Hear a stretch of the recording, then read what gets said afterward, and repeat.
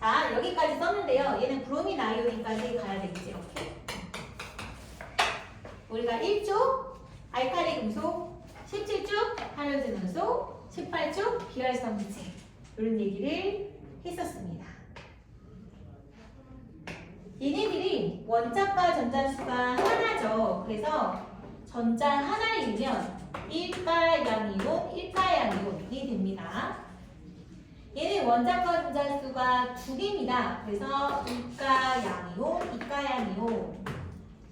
베릴륨은 안 쓰는 이유가 베릴륨은 이온보다도 공유결합을 더 많이 하는 친구예요. 그래서 쟤는 잘 쓰지 않겠습니다. 그리고 이제 중금속 역시 배제를 하고 알루미늄은 원자과 전자수가 3개입니다. 여러분들 13족은 3개, 14족은 4개, 15족은 5개, 16족은 6개, 17족은 7개예요. 그러니까 봐봐. 여기에서 내가 예를 들어서 원자과 전자가 6개다. 쟤는 6족의 원소다. 그럼 돼야 안 돼? 안 되지. 우리 6족은 배우지도 않았어. 그지? 16족이라고 해야 맞는 겁니다. 그래서 얘는 원자과 전자가 3개니까 3개를 잃어요. 그죠? 그래서 얘는 3 플러스가 됩니다. 3 플러스. 그다음 14족의 원소를 잘 보시면요. 얘는 4 플러스 4 마이너스라는 이온은 없어요. 이온은 1가, 2가, 3가가 최대야. 1, 2, 3 말고는 없어 얘들아. 자, 얘는 15족의 원소니까 원자과 전자수가 5개. 그럼 3개를 갖고 오죠. 근데 얘도 안 쓸게요. 왜냐면 얘도 사실은 공유결합을 더 많이 하기 때문에 얘네들은 써야 돼요. 6개죠? 2개 갖고 와서 이가 음이온. 얘네들도 하나니까 하나 갖고 와서 일가 음이온을 만들죠. 이렇게. 다음 헬륨이온 아르곤은 비활성 기체 이온 만들지 않아요. 혼자서도 잘 살아요. 그래서 자기 혼자서 물질을 구성합니다. 유일하게. 18쪽의 원소는 유일하게 결합하지 않아요. 자, 쌤은요, 지금 이온 결합부터 할 예정입니다. 그럼 이온 결합은 어떻게 하느냐? 이런 거죠. 원래는 원자 상태로 존재를 했었어. 얘도 원자고, 얘도 원자였어. 근데 원자는 전기적으로 중성이기 때문에 원자들끼리 뭔가 결합할 수 있는 힘은 존재하지 않아. 그런데 얘는 이제 금속이고 얘는 비금속이야. 그래서 얘는 전자를 주고 싶어 하고 얘는 전자를 받고 싶어 해. 그럼 전자를 잃으면 어떻게 돼? 전자를 주면. 전자를 잃으면 뭐가 되지? 양이온이 되겠지, 양이온.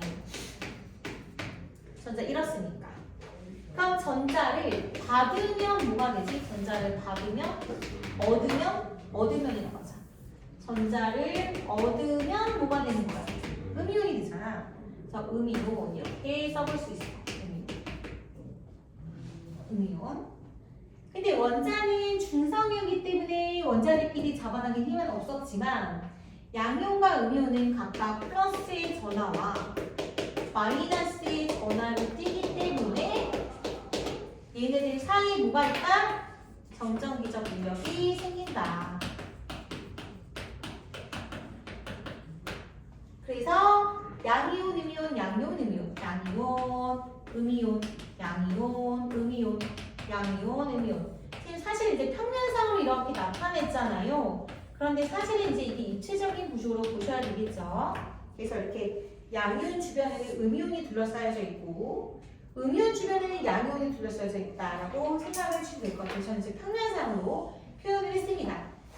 그래서 얘네가 양이온과 음이온이 이온 결합을 하게 되면 얘네가 결합을 하게 되면 뭐가 되냐? 이온 결정이 됩니다.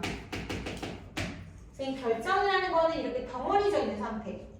다시 말해서 양이온과 음이온이 몇 대 몇의 개수비로 결합한다라고 하는 성분비로 화학식을 표현을 하지 실제 개수로는 나타낼 수 없는 거죠.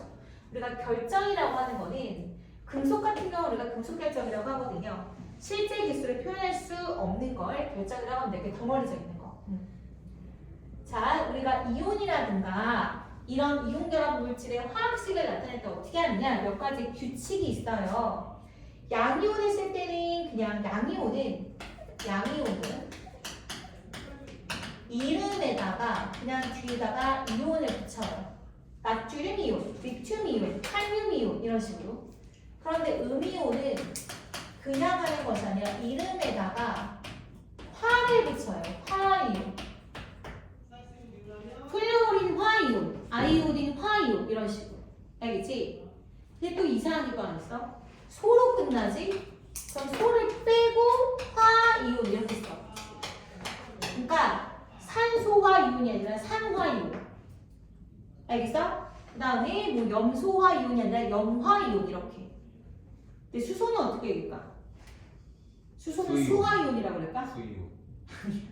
수소는 그냥 수소이온이라고 그래. 수소는 음이온이 아니잖아. 양이온 된다잖아. 그래서 쟤는 별도로 수화이온 이렇게 안 하고 그냥 수소이온 이렇게 불러. 쟤는 양이온이기 때문에 수소는. 자, 이온을 이렇게 쓰잖아. 쓸 때. 화학식을 쓸 때는 어떻게 쓰냐면 반드시 양이온을 앞에 써. 금속 양이온을 앞. 뒤에다가 음이온을 써. 이렇게 써. 쓸 때는 양이온을 무조건 앞에다 쓰는 거야. 근데 읽을 때는 뒤에서 앞으로 읽어. 읽을 때. 이건 그냥 단순한 규칙입니다.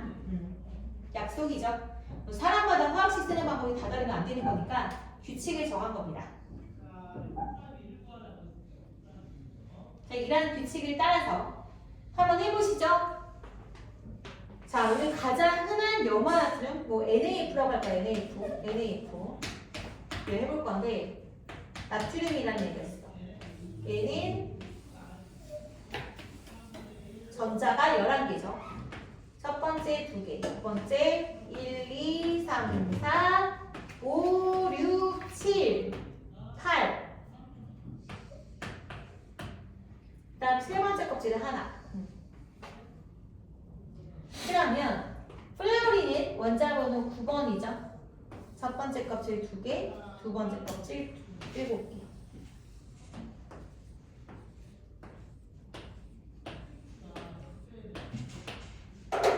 이게 어떤 원자든지 간에 8개를 채우려고 하는 게 무조건 목표야.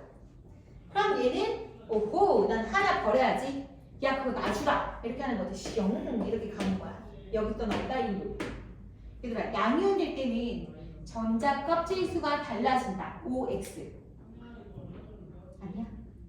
양이온. 양이온이 될 때는 전자 껍질 수가 달라진다. 맞아, 틀려. 맞지? 전자 하나 버리면 전자 껍질 슝 하거나 날아가잖아. 그렇지? 그럼 음이온이 될 때는 전자 껍질 수 달라진다. 맞아, 틀려. 음이온이 될 때는 전자 껍질 수 달라진다. 봐봐. 7개였다가 하나 받았어. 뭐 전자 껍질이 달라져? 아니죠? 그러니까 양이온일 때는 전자 껍질 하나가 줄어드는 거고 음이온이 될 때는 전자 껍질 수가 그대로 유지가 되는 거예요. 그래서 처음에 얘가 나트륨이었었다가 전자 하나 주니까 이게 없어진 거잖아. 그치? 그래서 얘는 Na 플러스가 되는 거고 얘는 F였었다가 전자 하나가 더 생겼잖아. 그래서 F 마이너스가 되는 거고 이때 이동하는 전자의 수는 하나죠. 하나 주고 하나 받고 그럼 얘는 1대1로 반응이 가능하니 NaF 다시 말해서 Na1, F1인데 원자를 생략하는 거니까 NaF라고 쓰는 거고 읽을 때는 뒤에서 앞으로 플루오린화 나트륨이라고 읽는 것입니다. 아시겠죠? 네. 하나 더 해보시죠. 뭐 해볼까요? 이번에는 Mg Cl2 해보겠습니다. 마그네슘입니다. 마그네슘은 첫 번째 껍질 전자 2개, 두 번째 껍질 1, 2, 3, 4, 5, 6, 7, 8, 세 번째 1, 2 이렇게 있죠?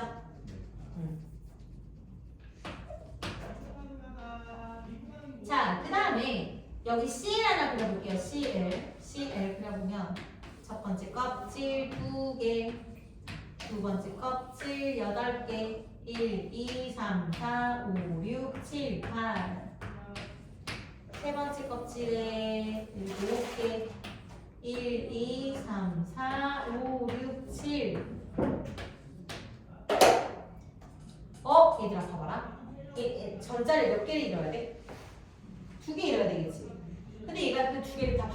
없니? 없지? 그럼 여기다가는 전자 하나 주는 거 오케이. 그럼 얘는 이제 안전빵이야 됐어. 근데 요거 하나가 수치곤란이지. 그럼 어떻게 해? CL 하나를 더 들고 와야 되겠지.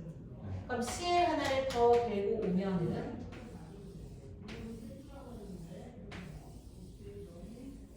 얘는 첫 번째 값을 2개, 1, 2, 3, 4, 5, 6, 7, 8 얘도 1, 2, 3, 4, 5, 6, 7이야. 그럼 그 전자는 얘한테 주면 되는 거잖아. 그죠? 그러니까 이런 경우에는 MG 하나에 CL이 2개 가능하게 된다는 거지. 자, 여러분 보세요. MG 2 플러스고 CL 마이너스잖아요. 이 이온의 전하량을 반대로 쓰시면 돼요. 그러면 MG1, CL2가 되는 거죠. 알겠죠? MG 하나에 CL 2개가 가능한다. 이런 원리예요. 그래서 MG CL2.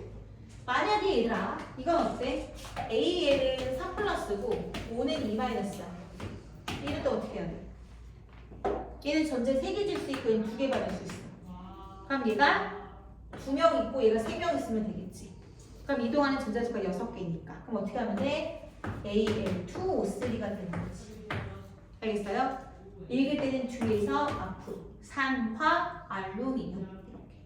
자, 우리가 이온의 전하량만 다 기억하시면 이렇게 이온 결합 물질의 화학식을 전부 다 쓸 수 있습니다. 아시겠죠? 네. 근데 요거 하나만 필기해 주세요. 뭐가 있냐면 다원자 이온이라고 하는 게 있어요. 지금 거는 다원자, 원자 한 개가 이온이 되는 경우가 있고요. 다원자 이온이라고 하는 게 있거든요. 얘는 OH-, 아까처럼 원자 2개 이상이 한꺼번에 이온이 되는 경우가 있어요. 그래서 이거 몇 개만 외울 거예요. 질산이온, 황산이온, 탄산이온이 있습니다. 이 4개만 외우실게요. 이거는 이름이 수산화이온, 얘는 질산이온, 황산이온, 탄산이온. 콜라사이다 좋아하세요? 그 안에 들어있는 게 탄산이온. 그리고 질산황산 같은 경우 산성비 들어봤어요? 산성비에 들어있는, 특히 이제 우리 자동차 배기가스나 공장 매연에서 주로 나오는 게 황산 질산입니다. 이렇게 다원자 이온이라고 하는데요. 이런 것들은 우리가 어떻게 쓸 수 있냐면은 봐봐라. 혹시 예전에 이산화탄소 기체 확인하는 방법 뭔지 알아? 네. 이산화탄소 기체가 나왔는지 확인하는 거. BTB? BTB. 아, 산성이 되니까 그것도 가능하고 또 혹시 석회수라고 들어봤어? 석회수에 넣으면 뿌옇게 헤어지지, 그치? 그 석회수가 뭔지 알아? 수산화칼슘이거든. 수산화칼슘 수용액이거든. 그럼 이걸 보고 여러분들 화학식 한번 써볼까? 칼슘을 먼저 써야 되겠지? 양이온을 먼저 쓰는 거니까. 그럼 칼슘은 몇 가야? 칼슘은 2주의 원소니까 이가 양이온이지? 그다음 수산화이온은 뭐라 했어? OH 마이너스라 했지? 그럼 얘가 2개 필요하겠지? 그치? 그럼 CaOH2라고 하면 돼, 안 돼? 안 돼. 이렇게 되면 H만 2개잖아. 그래서 이럴 때는 가로를 하고 2라고 쓰는 거야. 이거 전체가 2개다 라는 뜻인 거지. 알겠어요? 그러니까 하나 있을 때는 가로를 쓸 필요가 전혀 없어. 그런데 2개 이상의 원자가 있을 경우는 가로를 써서 나타낸다라는 거. 그럼 이것도 한번 해볼까? 뭐가 있냐면 질산,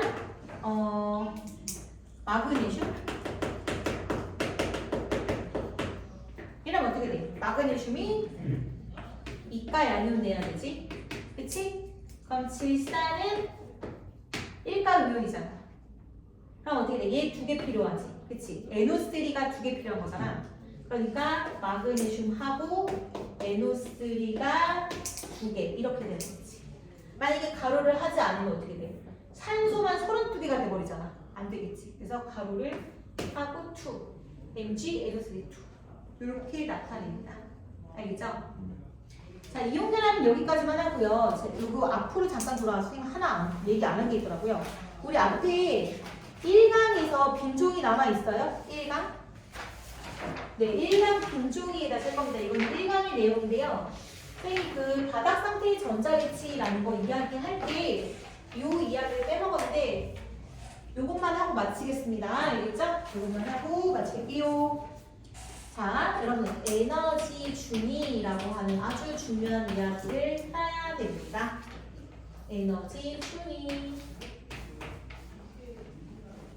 에너지 준위는 에너지는 영어니까 준위라고 하는 게 레벨이라는 뜻입니다. 레벨.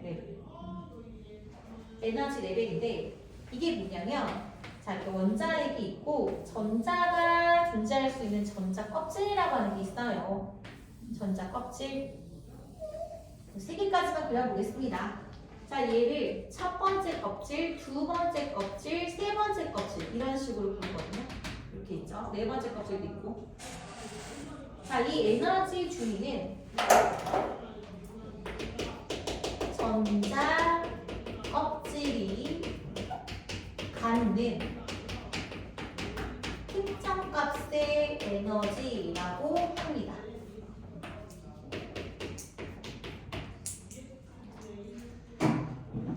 그래서 이 전자 껍질마다 에너지가 있대요. 근데 그게 원자마다 다 달라. 그런데 모든 원자들이 갖는 공통점이 있어. 어떤 공통점이 있냐면 에너지 준위의 첫 번째 특징, 정말 중요하다. 불연속적이다 라는 얘기입니다. 불연속적이다. 여러분 이 말을 굉장히 헷갈려 하세요. 불연속적이 도대체 무슨 말이냐. 그럼 연속적인 거랑 좀 비교를 하자면 여러분 자, 전자가 여기 있을 수 있다 없다? 없다고요. 절대로. 전자 껍질에만 있을 수가 있어요. 그러면 중심부에 핵이 있고 이렇게 구의 형태의 원자가 있을 때 전자가 여기 구 안에 있는 모든 공간을 다 돌아다닐 수 있다 없다? 없다고. 그러니까 연속적이라는 뜻은 이 전자가 어떤 공간에는 다 있을 수 있다라는 뜻입니다. 근데 불연속적이라는 것은 전자가 존재할 수 없는 그 껍질과 껍질 사이에 공간이 있다는 뜻이야. 그러니까 연속되지 않는다는 거지. 이해돼요? 그런 의미에서 불연속적이다. 그러니까 전자 껍질이 띄엄띄엄 존재한다 라는 뜻이에요. 아시겠어요? 네. 그리고 두 번째 특징이 있습니다. 이 두 번째 특징 되게 중요해요. 얘가 훨씬 더 중요하고 두 번째 특징은 뭐냐면 핵에서 멀어질수록 커진다요.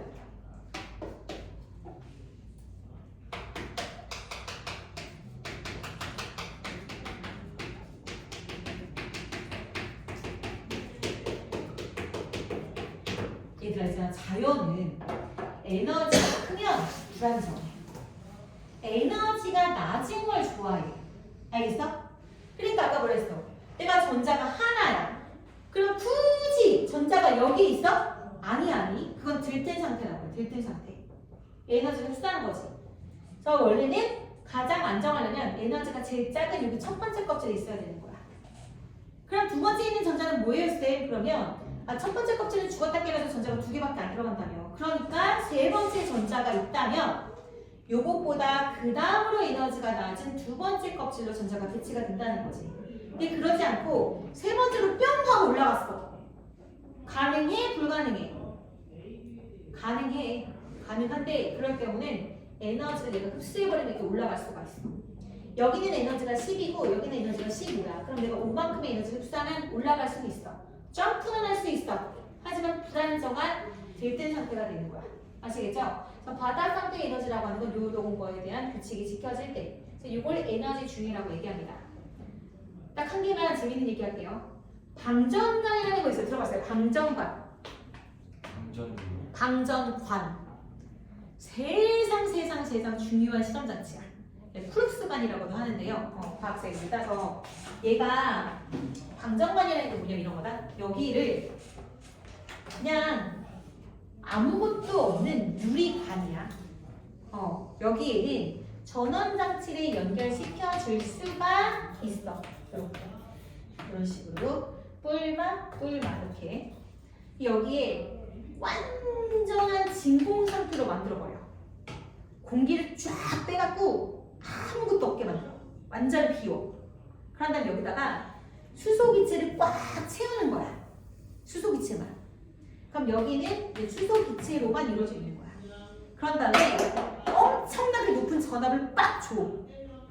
그리고 전기를 팍 끊어버려. 전원선을 팍 끊어버려. 그럼 어떻게 되게? 스펙트럼이 생겨. 그럼 그 스펙트럼에 따라서 아 이거 수소 원자야 무슨 원자야 라고 판단할 수가 있어. 이거를 우리가 선 스펙트럼이라고 하는데 물리 시간에 똑같이 배워. 선 스펙트럼은 그 원자만이 갖고 있는 고유한 지문 같은 거야. 얘들아 쌍둥이도 지문이 다른 건 알아? 일란성 쌍둥이가 유전자가 100% 동일하잖아. 근데 지문은 다르다?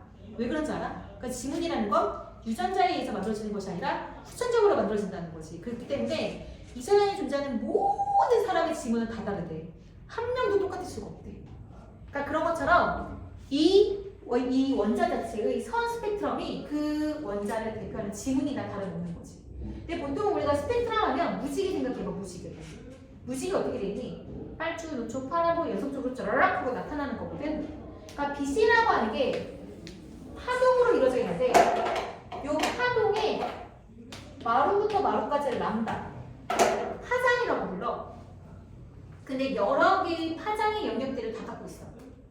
그럼 우리가 하나하나 빠져놓은 하나로 단색광이라고 하고 이게 다 합쳐지면 백색광이야.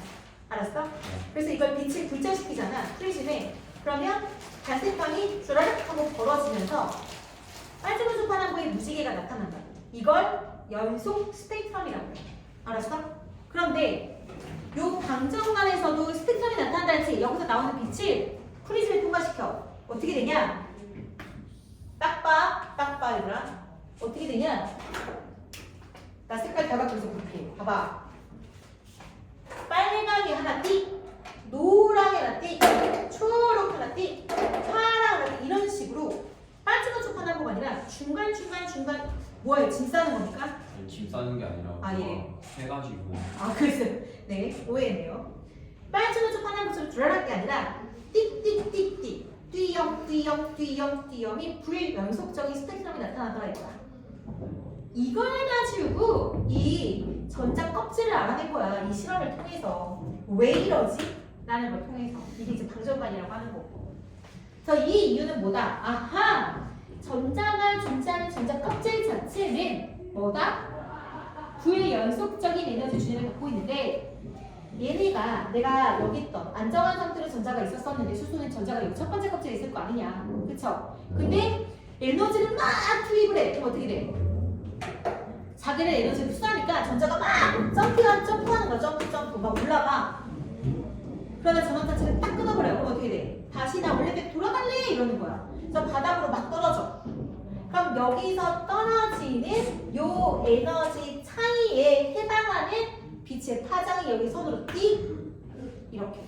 여기서 떨어지는 요 차이에 해당하는 에너지의 빛의 파장이 띡 이렇게 나타나는 겁니다. 그러니까 요 에너지 간격과 에너지 준위가 원자마다 다 다르다? 똑같다? 다르다고요. 그렇기 때문에 나타나는 선의 위치, 개수, 굵기 등이 다르다라는 거죠. 이것이 원소의 지문이 될 수 있는 겁니다. 이 내용을 물리 시간에도 똑같이 할 겁니다. 하지만 요 에너지 준위랑 양자역학이라고 들어보신 분. 이 양자역학이 요 내용의 출발점입니다. 아시겠죠? 이 에너지 준위가 지금 현재는 오비탈이라고 해서 전자가 정확한 어떤 위치에 있을 수 있는 것을 알아낼 수 없다 해서 전자가 어디에 있을 수 있는 것을 확률로만 나타낸 것을 오비탈이라고 하거든요. 그런 부분이 바로 이제 양자역학의 기본 개념입니다. 그래서 여러분들은 어디까지만 알아두시면 되냐면 에너지 준위라는 게 있는데 전자 껍질이 갖고 있는 특정 값의 에너지야. 근데 모든 원자가 그게 다 다른데 공통적으로 연속적인 것이 아니라 띄엄띄엄 존재한다. 빈 공간이 있다라는 거와 핵에서 멀어질수록 커진다라는 거. 우리는 바닥 상태의 전자 개체에 주목해야 됩니다. 알겠죠? 네. 얘들아 너무 수고 많이 했어. 진짜 잘 들어줘서 고맙고 네. 복습 잘하고 암기해서 돌아오시면 알겠죠? 숙제 제일 중요한 숙제 얘기하면서 1강 전체 1강 전체 문제 됐어? 29초까지 1강 전체입니다. 모르는 문제는 별표하고요. 그냥 찍지 마세요. 알겠죠? 도움 안 돼요. 완자도 있습니다. 완자는 굉장히 적어요. 67에서 75